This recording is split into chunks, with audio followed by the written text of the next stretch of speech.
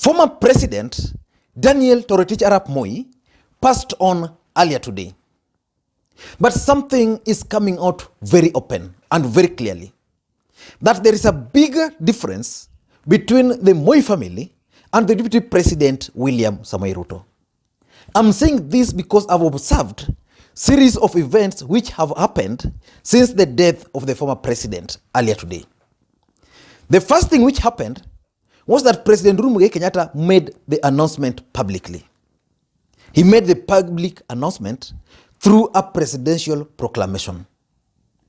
Then after that, the Moi family, basically Gideon Moi, addressed the press. I'd like to take this opportunity to tell my fellow Kenyans that they passed on this morning at 5:20. He passed away peacefully.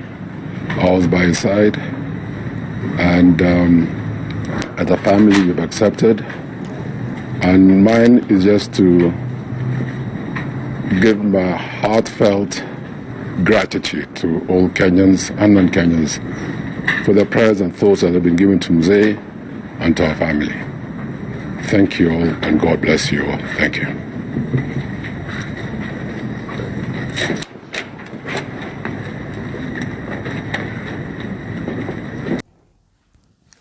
And that press address by Gideon Moi, in my view, is telling us a lot. Where was the Deputy President William Samoei Ruto? Look at the people who accompanied Gideon Moi. There was Fred Okengo Matiang'i, who is coordinating government as a cabinet secretary.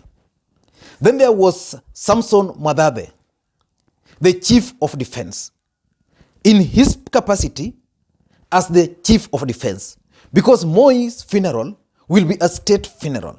And basically the military is going to play a key role. My understanding is simple. William Ruto is the Deputy President of the Republic of Kenya. Assuming the president is out of the country the way he is today, the person who ought to have accompanied Gideon Moi, in my view, was the Deputy President. And assuming the Deputy President was not available, which I'm sure was not the case because he was available. In case he was not available, then Fred Matiang'i and Mwadhadhe would have accompanied him. And then after that press conference, these guys went to Lee Funeral Home. And at Lee Funeral Home, the same played out. The Deputy President was still missing. And even when the eldest son, the MP for Rongai, addressed the press on behalf of the family, the Deputy President was missing. But the Deputy President later on addressed the media in his office. He addressed the media and then went to Lee Funeral Home. And again, the Deputy President was just lonely. Even at Lee Funeral Home, he was lonely. And he went there alone, and it didn't even take 2 minutes. So there are even questions whether the Deputy President was allowed. There are questions whether the Deputy President was allowed to view the body. But it didn't end there. After that, the family of Moi went to Kabarnet Gardens, where the Moi stays, Moi's home in Nairobi. Again there, the Deputy President was not there. I'm saying this because William Ruto is a project or a product of the former President Daniel Toroitich Arap Moi. And he's also the Deputy President of the Republic of Kenya. And now, Fred Matiang'i updated something on his Facebook page, on his Twitter, which also caught my attention. Fred Matiang'i is saying, I'm just looking for that tweet by Fred Matiang'i. Where is it? I'm just looking for the tweet by Fred Matiang'i. Just looking for, just a minute. Just a minute. Imepotea wapi? Hii ya Matiang'i imepotea wapi? Yes, I found it. Matiang'i is saying, sorry, not by Matiang'i, by Ministry of Interior. They are updating Fred Matiang'i has chaired a meeting with Defense CS Monica Juma, CDF Samson, Chief of Defense Force Samson Mwadhade, the Inspector General of Police, PS Karanja Kibicho, service commanders, and head of security agencies following the demise of the former president. And is concluding another tweet saying, a state funeral committee chaired by the head of public service as directed by President Uhuru Kenyatta will issue a comprehensive statement in the course of the day.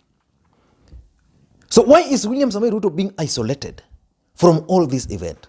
We know that William Ruto and Gideon Moi are not seeing eye to eye politically speaking. And for those who followed the politics in Rift Valley during the last election, and those who followed, Paul, I was interrupted a bit, and for those who followed the politics in Rift Valley, the deputy president tried to do everything possible to lock out Gideon Moi. And to attempt to lock out the son of the former president from winning, he ensured that the guy who was destined to be the governor for Baringo, that is Chelugoi, contested as a senator at the last minute. But Gideon Moi still emerged the winner. But despite those differences, my expectation was that the deputy president comes from Rift Valley and is the deputy president of the Republic of Kenya. And even if these guys didn't like the deputy president as William Ruto, then they ought to have respected that office. Because our constitution is very clear also on the role and the functions of the deputy president. The deputy president is supposed to be the principal assistant to the president, which means if the president is away, the way he is today, the guy who ought to have chaired that meeting was none other than the deputy president, William Samoei Ruto. But that has not happened. And we also remember that even when, before this guy died, the deputy president made several attempts to meet with Mzee Moi, but that was thwarted. But the question is, why is he being locked out from all this thing? Because I watched the deputy president deliver that speech at Arambe House, at Arambe House Annex. And then after delivering that speech, he went to Lee Funeral Home. And from Lee Funeral Home, his convoy was captured on camera, dashing to Karen, basically to catch up again on his trip to Kakamega. But I think in all fairness, the deputy president ought to be allowed to take charge of that program because he comes from Rift Valley. That's number one. Number two, he's the deputy president of the Republic of Kenya.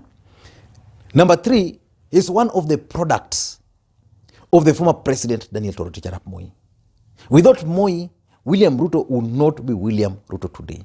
But I still don't understand why these guys could not make up these particular problems, even when the former president was still alive. Because remember, assuming President Moi and the deputy president had misunderstanding,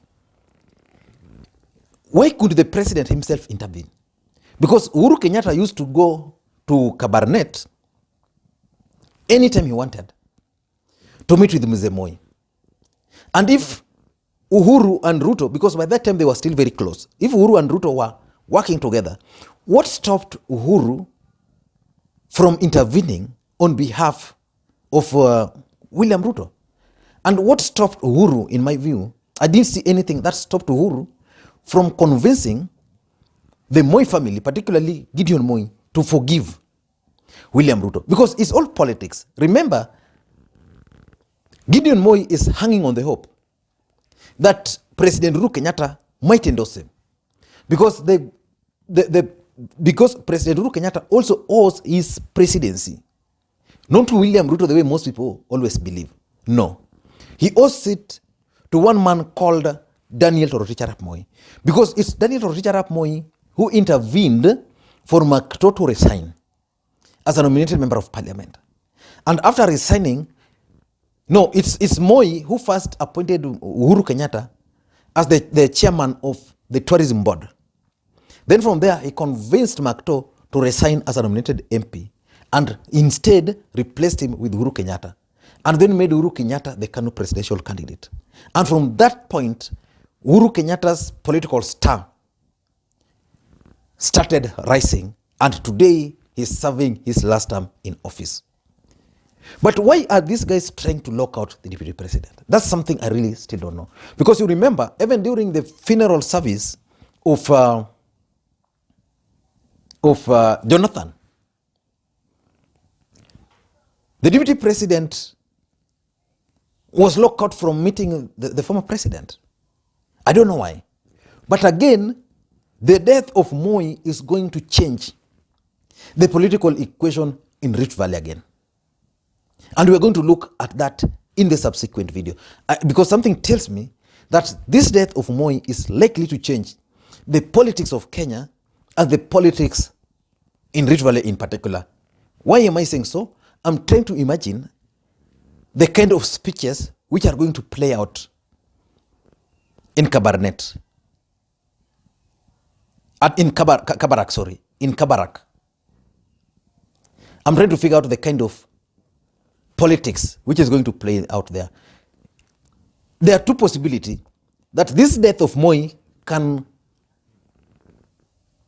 reconcile Uhuru and Ruto and even the Moi family. There's a possibility. And there's a possibility that there's a group which will try to lock out the deputy president from the entire event. Because remember, this is going to be a state function. And state functions will be managed by the state.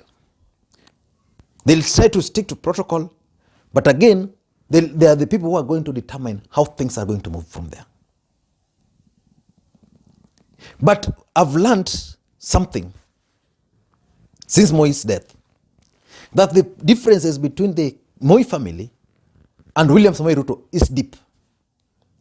Because if this guy could not even allow him at his death to view his body, if indeed he didn't view the body at Lee Funeral Home, then it means the difference is deep. And let's just agree, even at Lee Funeral Home, did you see serious ally of the deputy president there? Were they informed? Because my understanding, the moment this guy died, the guy who ought to have been informed is President Uhuru Kenyatta, who would then inform the deputy, and then the deputy would be told, okay, as much as you will not talk, accompany Gideon just to show that government face. But that did not happen. And therefore, it forced the DP to organize a press conference in Karen with full flag to show power, while in real sense, that's not what was happening. I don't know what you think, but I think already the difference between Moi family and the deputy president played out. And if you are bumping on this video for the first time, I want you to take a second or two and hit the subscribe button so that next time we produce a video like this, you get notified. And to the subscribers, I want to continue thanking you guys for your continued support. Thank you, and may you have a good day.